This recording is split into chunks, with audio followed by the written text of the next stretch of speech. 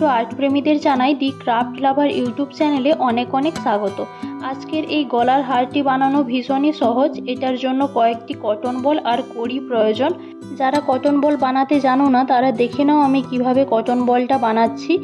আমি এখানে কটন বলটা বানানোর জন্য একটা রিফিল ইউজ করছি। তোমরা রিফিলের পরিবর্তে যে কোনো এই রকম সরু জিনিস ব্যবহার করতে পারো। তোমরা প্রথমেই দেখেছো আমি রিফিলের গায়ে একটু ভেসলিন লাগিয়েছিলাম, তারপরে গ্লু দিয়ে সুতোটাকে আটকেছি। কারণ এইভাবে ভেসলিন লাগিয়ে কটন বলটা তৈরি করলে কটন বলটা যদি তোমরা দীর্ঘ সময়ের জন্য রেখে দাও তাহলেও কটন বলটা রিফিলের গায়ে আটকে থাকবে না, সহজেই বেরিয়ে আসবে। তোমরা এইরকম বানিয়ে 8-9 ঘন্টা অনায়াসে রাখতে পারো, তারপরে বের করলেও কটন বলটা বেরিয়ে আসবে। আর মনে রাখবে তোমরা এইটা বানানোর জন্য ফেব্রিক গ্লুই ব্যবহার করবে, অন্য কোনো গ্লু ব্যবহার করতে যেও না, তাহলে তার দাগটা থেকে যায়।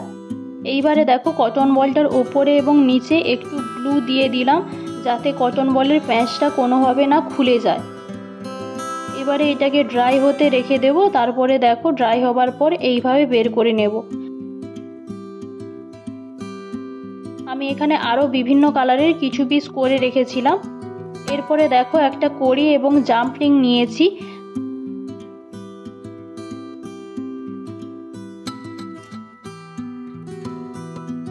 কড়ির মধ্যে জাম্পলিংটা এইভাবে আটকে দেব।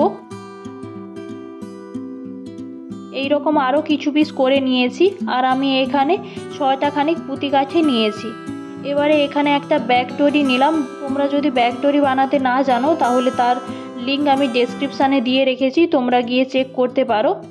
এবারে একটি মোটা সুতো নিয়ে এক এক করে পুঁতি কাঠি, কড়ি এবং কটন বলগুলি গেঁথে নিচ্ছি। দু সাইডে পুঁতি কাঠিগুলি রাখলাম এবং মাঝখানে কটন বল এবং কড়িগুলি গেঁথে নিচ্ছি এক এক করে। তোমরা কীরকম লেন্থ রাখবে সেই অনুযায়ী কটন বল এবং কড়ির সংখ্যাগুলি বাড়িয়ে দেবে বা কমিয়ে দেবে।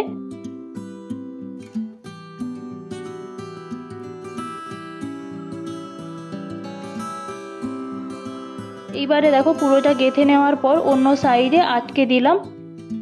আর আটকে দেওয়ার পর একটু ফেব্রিক গ্লু লাগিয়ে নেবে। যদি তোমাদের এই হারটি ভালো লেগে থাকে তাহলে প্লিজ লাইক করো এবং তোমাদের মতো গয়না প্রেমীদের সাথে শেয়ার করো। ধন্যবাদ ভিডিওটি দেখার জন্য।